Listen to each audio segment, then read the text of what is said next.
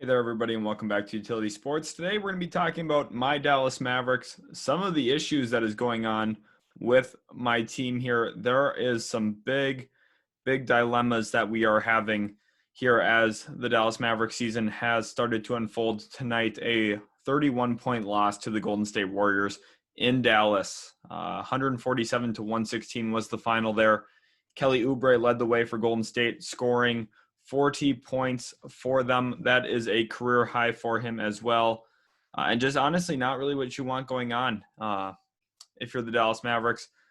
Steph Curry also put in 28 of his own for the Warriors. Toscano Anderson had 14. Wiggins put in 18, and Draymond Green had a double-double with 11 points and 15 assists. Did not play in the fourth quarter. Steph Curry did not play in the fourth quarter as well. Luka did his thing, put up 27 points on 6 and 6, rebounds and assists as well. And honestly, Kristaps had a pretty good game as well. Scored 25 points, shot 9 of 16 from the field. And tonight was a better shooting night for the Mavericks. On the bright side, this is going to be the only bright side for the Mavericks tonight. They shot 20 of 50 from 3. That is 40%. That is a big improvement over where we're shooting on the season. We are actually ranked dead last in the NBA this year from three-point line, which is a vast drop-off from where we were last year when we were the highest-rated offense of all time. Last year we ranked 10th in three-point percentage. This year we ranked dead last, and there's some real reasons why. One of those being we traded Seth Curry. I didn't like that move. I was very, very sad to have gotten rid of Seth Curry. He was such a great shooter, such a great floor spacer for us, and that's really something we're missing, as well as one other aspect he gave us. He gave us a secondary ball handler, someone who could get his own shot off and help get the shots off for others. Jalen Brunson, yeah, sure, he can do that a little bit, but he has issues when he's doing that. And one of it is he takes a long time with the ball in his hands. He is not quick to do anything. He likes to get his fakes in. And yeah, sometimes it's really good. And he can create for others sometimes doing that, but it slows everything down for our offense. We already have a slow down offense with the way Luka Doncic plays. And I think that's the way we should play when Luka has the ball. However, we don't have anyone quick around him. There are two fundamental issues with the Dallas Mavericks right now. And I'm not even going to talk necessarily a defensive fundamental issue. I'm talking roster construction fundamental issues. 1, we don't have floor spacing. 2, we don't have athletes. And now you might be wondering, how do you manage to put together a team without athletes and without floor spacing? Because usually some of those things can be mutually exclusive. Sometimes you can get really great athletes who can't shoot the rock, and sometimes you get really good shooters who aren't athletes. Right now, the Mavericks have neither of those things. Tim Hardaway Jr., he's a solid shooter, shot very well from 3 last year. This year has not found the stroke. He's been severely inconsistent, and he's not a great athlete. Looking at Josh Richardson, I can't stand watching Josh Richardson as a Mavericks fan. I'm going to be completely honest with you guys. People tried to sell me on this whole, defense thing. I had watched him so much in Philly and Miami. I knew what we were getting with that. I tried buying stock into it, saying that, maybe Luka can get him easy looks, set him up. His jump shot's broken. And sure, he's an impactful defender when he's on the ball. He can guard point guards. Doesn't matter if we switch screens and if he doesn't go over the top because he just gets stuck on every single screen. I'm sorry, that's the truth. He runs into screens. He gets stuck on them. It's honestly ridiculous watching him. His impact is so minute defensively, in my opinion, that his offensive limitations are not worth having on this team. We should have never traded for him. Seth Curry is a much better player than Josh Richardson, in my opinion. And there's a reason that Philadelphia gave a second-round pick that ended up being Tyler Bay in that trade as well. They felt the same way. They felt that Seth Curry was that much of an improvement over Josh Richardson that they felt they had to give up a pick on draft day to do it, and they did it, and that pick was in the 30s, by the way, and they still did it, and we lost that trade. We lost that trade. It's not even close. Another issue with the Dallas Mavericks right now is our attention to detail on the defensive end of the floor. I don't know what's going on. We're not guarding any corner shooters. We just sag off of them. Part of this is Luka Doncic's fault, to be honest. His effort defensively is very subpar occasionally. But I'm going to say this right now. Luka Doncic has been our best defensive player this year. And I firmly believe that. Kristaps, obviously, our best rim protector. The rest of the team can't guard anybody. Maxi Kleba, sure, he's a little switchable for what his size is, but he's not athletic enough to deal with wings consistently. And right now, when we play him with Kristaps Porzingis, that's what we're asking him to do. That's a no-go to me.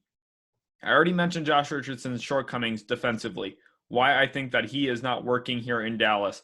He doesn't fight through screens. He doesn't go over the top. He sits underneath. There were multiple times tonight that Steph Curry got wide open looks because there was a screen and Josh Richardson ran into it because he's not looking around. That's also a communication issue for the Mavericks. They need to be calling out screens louder and better so that Richardson can be avoiding that contact on those screens. However, it's also a technique thing for Richardson. He does not have the awareness for those screens right now on his own. I'm not going to give him a pass on that for communication. I think that is still a big part of him and his issue right now with the Dallas Mavericks. Also looking around the rest of this team, Trey Burke. I like Trey Burke a lot, actually. He's really grown on me. I was really skeptical of him before he came into the league.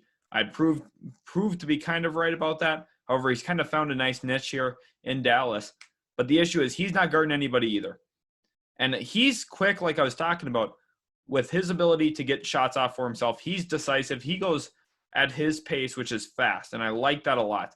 Now, the issue here is with him not guarding anybody, and you're playing him next to Jalen Brunson a lot, you're really not guarding anybody in the backcourt. Teams are getting comfortable looks all the time.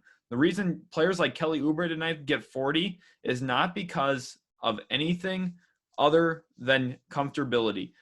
When Kelly Oubre is stepping into shots, knowing he's going to be open and he's already feeling good, he's already hit a couple shots, it's going to be an avalanche. These are NBA players. Once they get going, they stay going. And that's been an issue for the Dallas Mavericks all year long. We've struggled against Chris Paul closing out games because he's comfortable. Devin Booker, comfortable. All these guys that we play, the reason we're giving up points, so many points a game right now, which isn't even – this year we're better defensively than we were last year. Right now we're about 15th in the league in points allowed per game. This 147-point loss isn't going to help us in that number.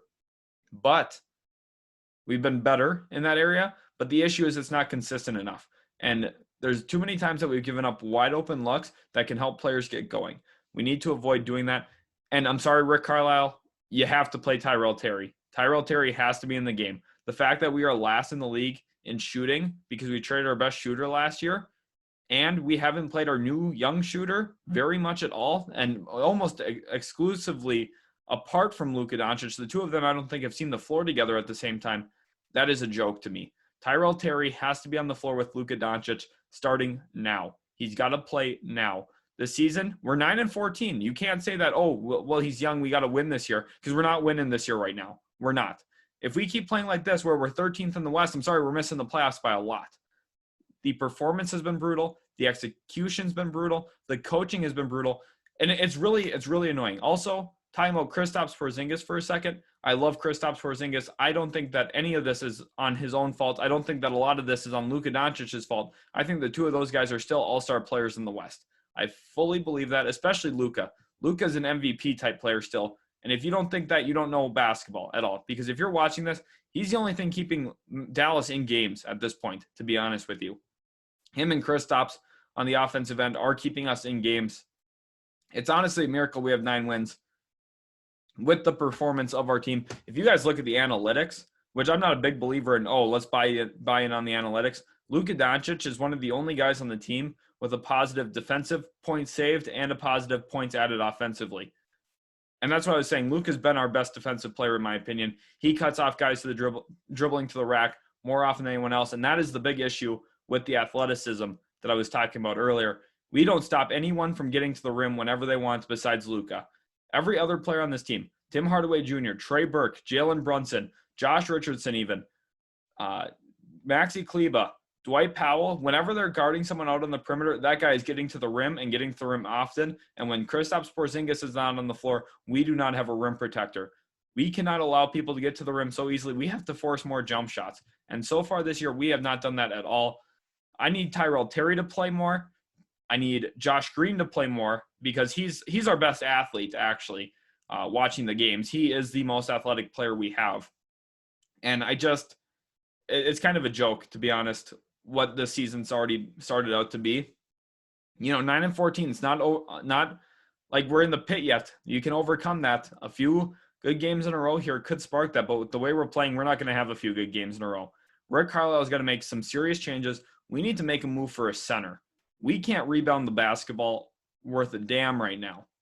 And that's part of the athleticism. Dwight Powell is arguably the worst player in the league right now, in my opinion. I fully believe that. Watching him, he gives you nothing on offense. He can't even roll to the rim hard anymore. I'm sorry, but that Achilles injury has essentially ended his career in a lot of ways. I really am saddened by that. I like Dwight Powell a lot. I want him to be successful, but he's not going to be anymore. I'm sorry, that's just the truth of it. Maxi Kleber, I'm fine with Kleber. He can stick around, but we need to get a true center. Kleber's more of a 4. And honestly, I don't know what we were doing this offseason. A lot of the ways, I liked our draft, but we're not using the guys we drafted, and we need to start using them, especially with moving on from Seth Curry. The free agency moves we made, it all made sense, and I still think it does make sense because we are positioned well for next offseason. But that shouldn't come at an expense to this season. There is no excuse to not make the playoffs this year. I have been one of the biggest believers in Rick Carlisle for the last 12 or 13 years now here in Dallas. And honestly, his time's running out on me a little bit. We have to improve in a lot of ways. His message is getting a little bit old. I don't usually buy into that too much, but the effort's been subpar. Defensively, we had too many miscommunications, too many guys left wide open, and he's got to start holding some of these guys accountable for that. I don't know if that means, extra running in practice. I don't know what that means for film study if you're only looking at defense, because the issue right now is offense too. And the fact that we need a center is really what's hurting him here too. We don't have a true role guy to the rim. Willie Cauley-Stein, just inconsistent at that. Doesn't get up enough shots. Kristaps Porzingis doesn't get to the rim enough. And here's another thing. I'm sorry. People say they want Kristaps to play in the post more. I agree too. But the issue is it's not on him to get all these seals and stuff from about 13, 14 feet away from the rim. Why don't we run him off a back screen from the corner into the other side block and get a ball reversal into a post entry down in the block where he's 8 feet away from the hoop? That's on Rick Carlisle. He needs to get those things implemented. He's had Kristaps Porzingis for over a year and a half now at this point on his roster. He's had plenty of time to think of ways to get him the ball closer to the rim, and we haven't done any of them. I'm sorry, just having Kristaps go and try and back down another big, that's not going to happen. Look at his frame. You need to run him off screens, use him in a variety of ways. If you set a double pin down action and you can have him flare or you can have him wheel that, he's such a unicorn. No one's going to be able to deal with that. Start setting pin down screens for Kristaps Porzingis consistently. You'll see how this could work for the Dallas Mavericks. The issue right now is not Kristaps Porzingis. It's not Luka Doncic. It's lack of athleticism with the surrounding players. It's lack of shooting with the surrounding players. And it's Rick Carlisle's offensive and defensive schemes. Those are the issues right now for the Dallas Mavericks. To overcome them, they need to start playing Tyrell Terry and Josh Green more. They need Tim Hardaway Jr. to step up. I think that he's the only guy really on this team that's playing at a level that he could improve and play better than he is, because he is a better player than that. Dorian Finney-Smith had a great year last year. I just don't look at him as that kind of guy, though, long term. Tim Hardaway Jr. should be able to shoot about 38 to 40% from three every single season in the NBA. I firmly believe that he's too good of a scorer to not.